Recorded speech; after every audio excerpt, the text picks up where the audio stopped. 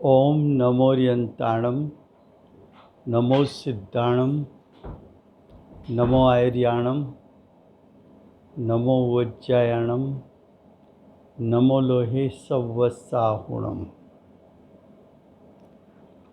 मंगलम भगवान वीरो मंगलम गौतमो गणी मंगलम कुंद कुंदार्यो जैन धर्मोस्तु मंगलम। ओंकार बिंदु संयुक्तम नित्यं जायन्ति योगिनः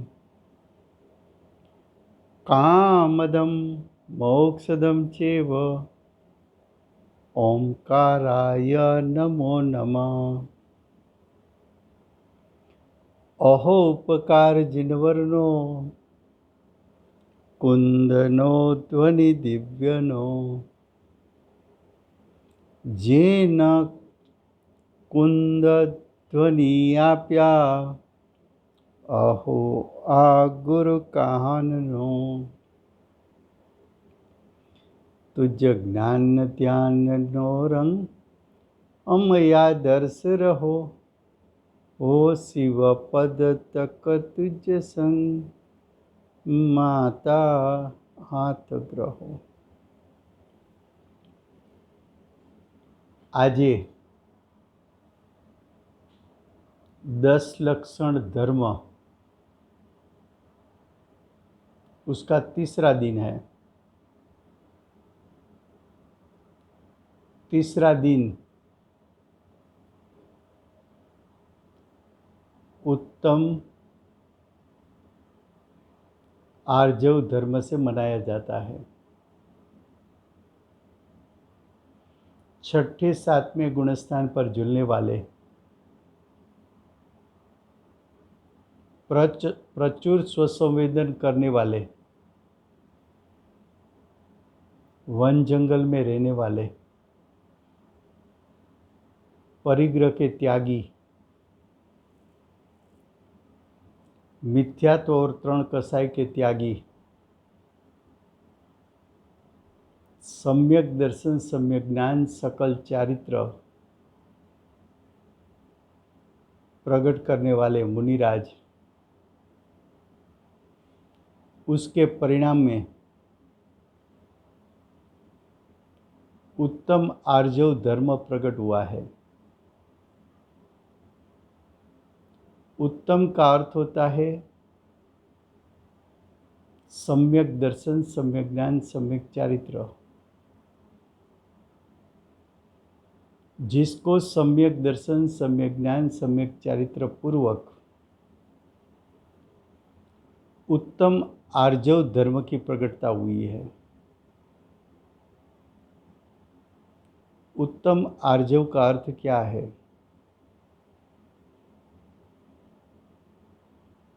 उत्तम आर्जव का अर्थ होता है कपट का त्याग करना,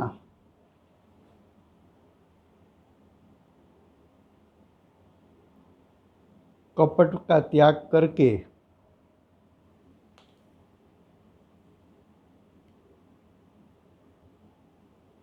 उत्तम सरलता प्रकट करना।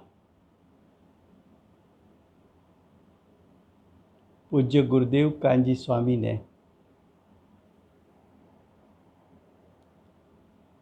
10 लक्षण धर्म पर प्रवचन दिए हैं। उसके प्रवचन का संकलन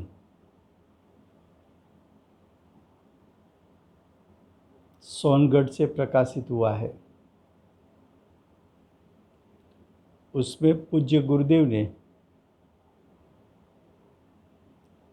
उत्तम आर्जव का अर्थ किया वितरागी सरलता, सम्यक दर्शन ज्ञान चारित्र पूर्वक की सरलता।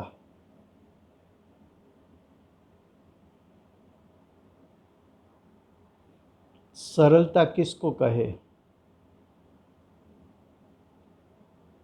तो कि सरलता समझने के लिए अज्ञान दशा की कपटता तुझे समझनी पड़ेगी।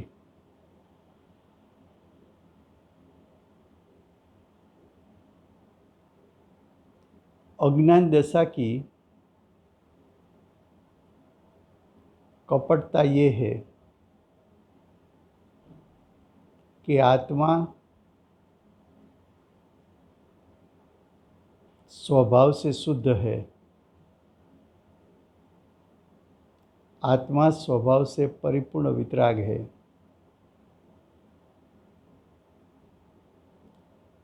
आत्मा अनंत लक्ष्मीवान है।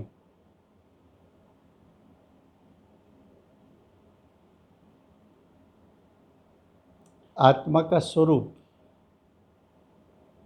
आत्मा का स्वभाव से स्वरूप सिद्ध समान है। विश्व के सभी जीव, चाहे एकेंद्रीय निगोदमा हो कि चाहे सिद्ध पद्मा हो, सभी का आत्मा स्वभाव से समान है। सभी के पास सिद्ध पद की प्रकटता कर सके ऐसा परिपूर्ण स्वभाव है। ऐसा परिपूर्ण वितराग स्वभाव को अज्ञानी ने स्वीकार नहीं किया। अज्ञानी ने आत्मा का स्वरूप रागी द्वेषी माना। जो वितराग स्वरूप है, जो त्रिकाल वितराग स्वरूप है, उसको रागी द्वेषी मानना वो कपट है, वो दर्शन मोह है। उसका फल अनंत संसार और चार गति है। आत्मा स्वभाव से शुद्ध है, फिर भी अज्ञानी आत्मा को मोह राग द्वेष वाला, स्वभाव से अशुद्ध मानता है। परिणाम में मोह राग द्वेष है, लेकिन आत्म स्वभाव में नहीं है। आत्म स्वभाव को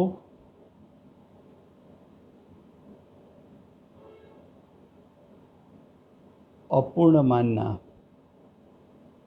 अशुद्ध मानना, वो अज्ञानी का कपट है, वो अज्ञानी का मिथ्यात्व है।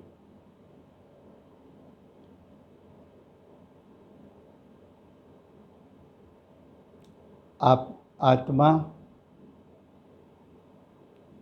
अनंत गुण रूपी लक्ष्मी का धारक है, लेकिन आत्मा को पामर मानना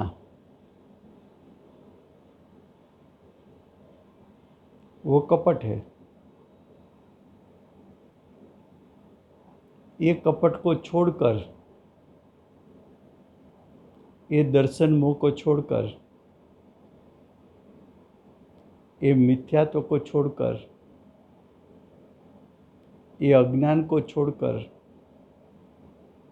ये कसाई को छोड़कर जो जीव आत्मा को स्वभाव से परिपूर्ण और शुद्ध है ऐसा श्रद्धान करता है, उसकी प्रतीति करता है, उसका एहसास करता है, उसका निर्णय करता है, ऐसे जीव को मिथ्यात्व छूट जाता है, दर्शन मोह छूट जाता है। दर्शन मोह मिथ्यात्व छूटने से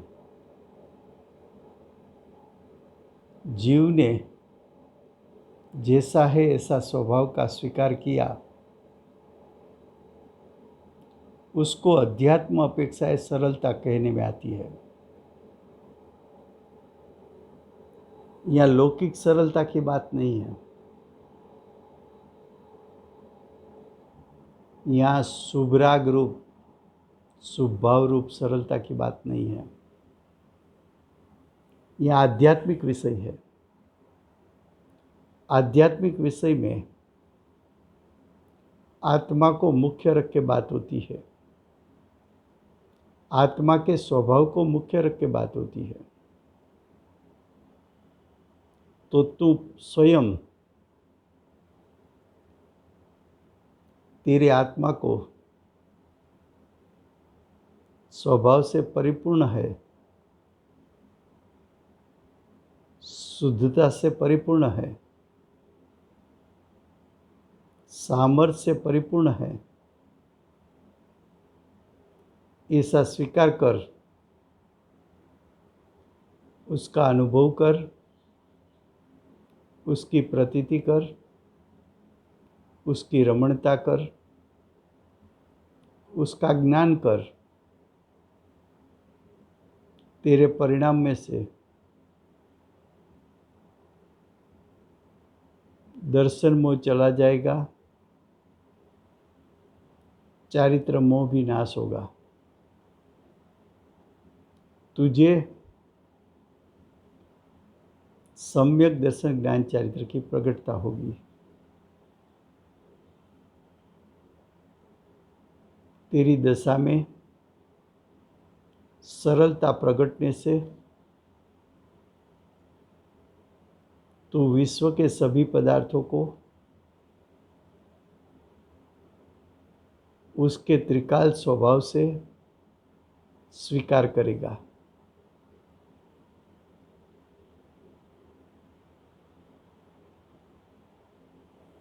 तो यहाँ आचार्य भगवंत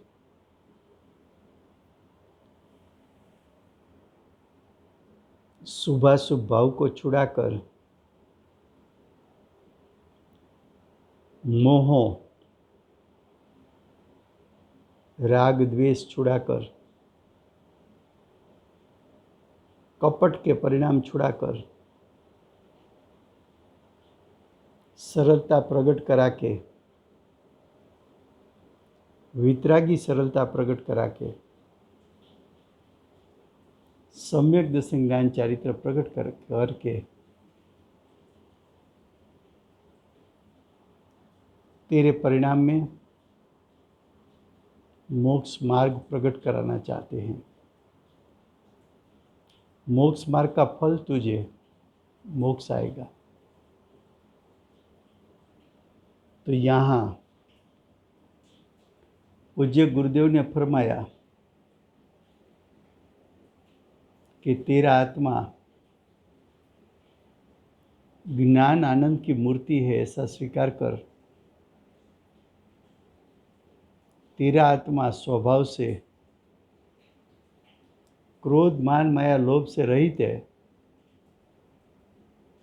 ऐसा स्वीकार कर। तेरी दृष्टि में जो वक्रता है छोड़ दे। तेरे परिणाम में वक्रता है वो छोड़ दे। मोह छूटेगा, कपट छूटेगा। तेरा जैसा सरल स्वभाव है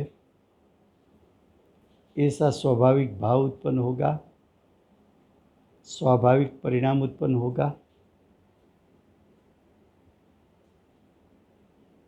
उसको हम उत्तम आर्जव धर्म कहते हैं। मुनिराज ने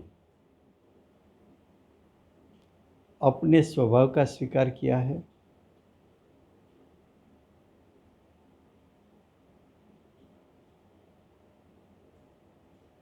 मुनिराज ने परिणाम में से मोह राग द्वेष का त्याग किया है।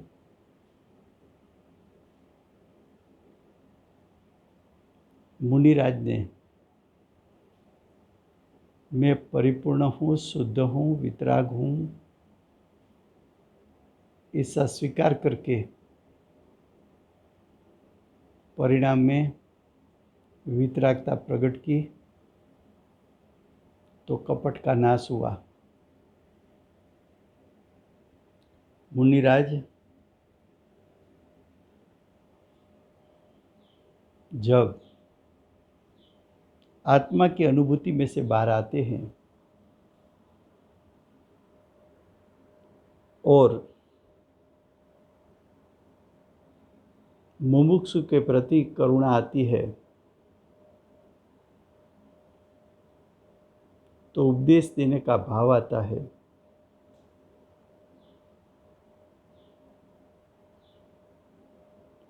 तो मुनिराज के उपदेश में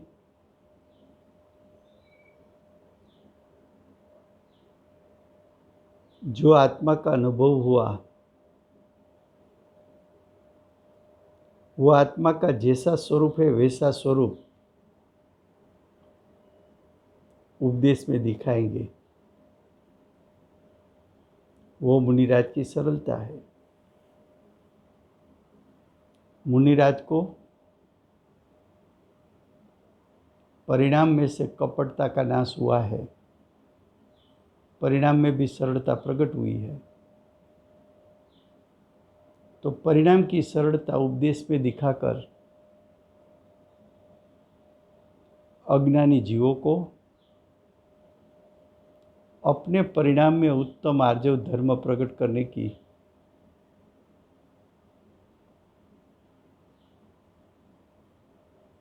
उसका पुरुषार्थ करने का उपदेश देते हैं।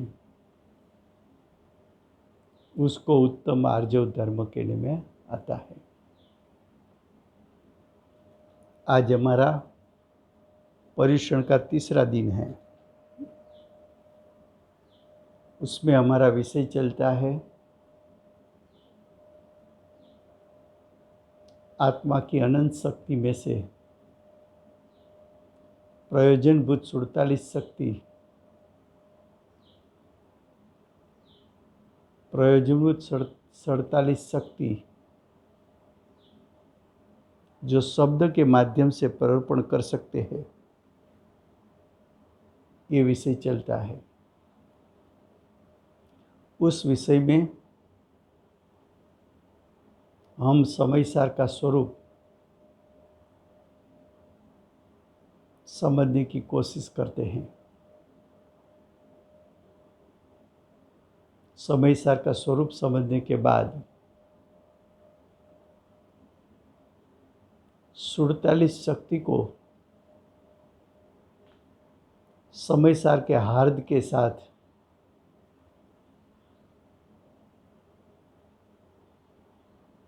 किस प्रकार से समझना चाहिए वो बात आएगी। समय सार के स्वरूप में हमने समय की व्याख्या 2 प्रकार से की थी। समय सार की व्याख्या 2 प्रकार से की है।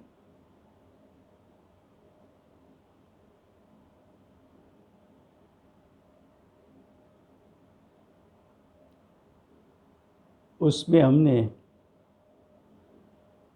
जीव की दशा में जो विभाव उत्पन्न होता है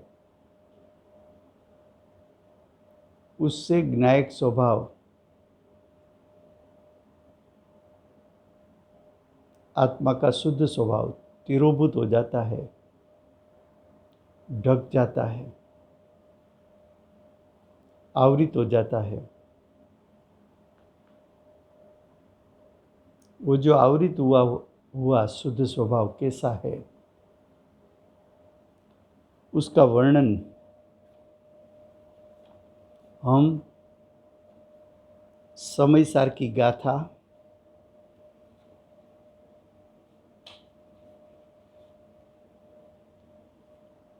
चौदह गाथा के आधार पर करेंगे।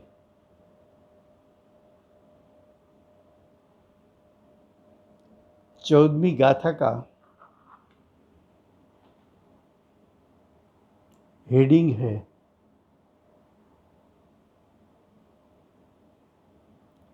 कि शुद्ध नई के माध्यम से एक गाथा सूत्र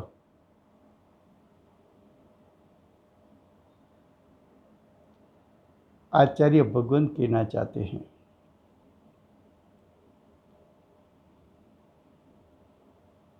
पहले हमें शुद्ध नई का स्वरूप समझना पड़ेगा।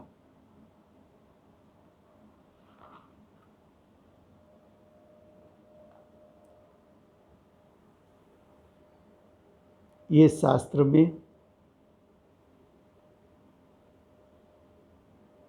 आचार्य भगवान ने ग्रंथकर्ता मूल आचार्य कुंकुंदाचार्य देव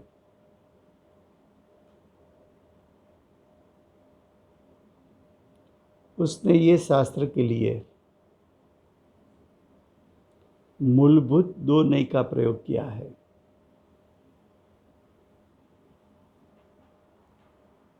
एक नई को शुद्ध नई कहने में आता है, दूसरे नई को व्यवहार नई कहने में आता है।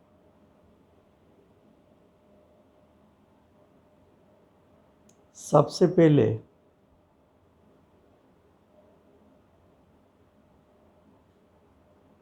नई का स्वरूप क्या है, नई किसको कहे।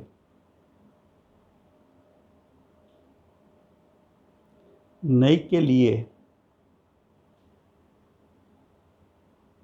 ज्ञानियों ने शास्त्र में ऐसा कहा कि भावश्रुत ज्ञान के अंश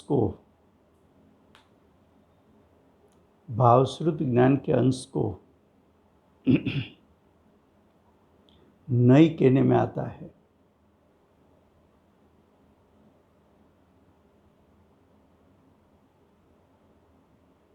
तो अब प्रश्न ये है कि भावश्रुत ज्ञान किसको कहे।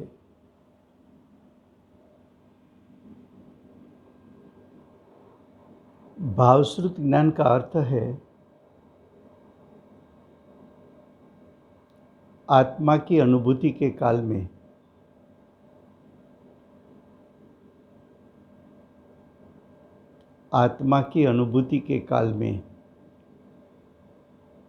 जो ज्ञान प्रकट हुआ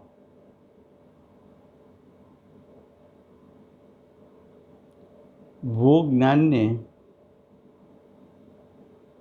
अनुभूति के काल में आत्मा का स्वरूप को जाना।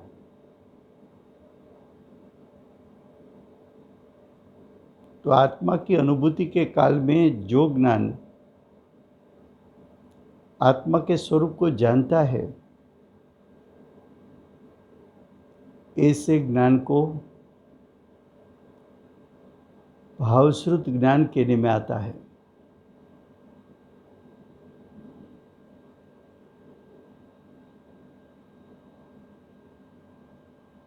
भावश्रुत ज्ञान को आप सम्यक ज्ञान कह सकते हो, भावश्रुत ज्ञान को अनुभूति के काल का ज्ञान कह सकते हो। भावश्रुत ज्ञान को ज्ञान का शुद्ध परिणमन कह सकते हो। भावश्रुत ज्ञान को वेद ज्ञान कह सकते हो। भावश्रुत ज्ञान को स्वपर प्रकाशक ज्ञान कह सकते हो। भावश्रुत ज्ञान को आत्मा का स्वभाव और शरीर दोनों के बीच में भेदरूप ज्ञान करने वाला ज्ञान कह सकते हो। भावश्रुत ज्ञान को आत्मा का शुद्ध स्वभाव और आत्मा के मोह राग द्वेष दोनों को भिन्न भिन्न जानने वाला ज्ञान कह सकते हो।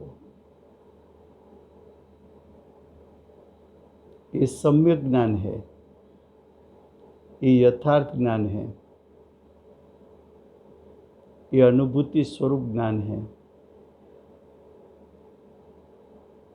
ये ज्ञान निर्मल है, शुद्ध है, पवित्र है,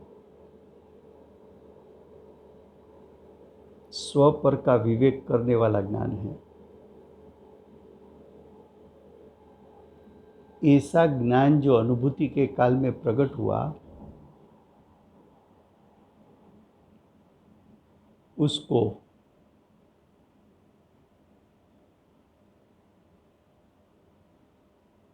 जो भावशुद्ध ज्ञान हुआ, उस ज्ञान ने आत्मा के त्रिकाल शुद्ध स्वभाव को जाना, आत्मा में रहे हुए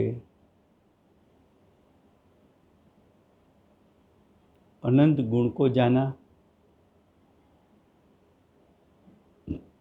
अनुभूति के समय आत्मा के अनंत गुणों की जो शुद्धता प्रकट हुई, उसको जाना, अनुभूति के समय अतीन्द्रिय ज्ञान, अतीन्द्रिय सुख का वेदन आया, वो वेदन को जाना, परिणाम में जितनी अशुद्धता है उसको भी जाना, अशुद्धता के कारण जितना दुख का वेदन होता है उसको भी जाना। ऐसी जो सम्यक दृष्टि की दशा प्रकट हुई, सम्यक ज्ञानी की ऐसी दशा जो प्रकट हुई,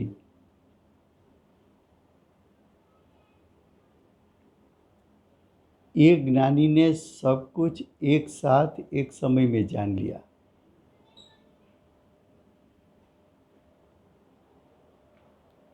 जब ज्ञानी ने आत्मा की अनुभूति छोड़ी,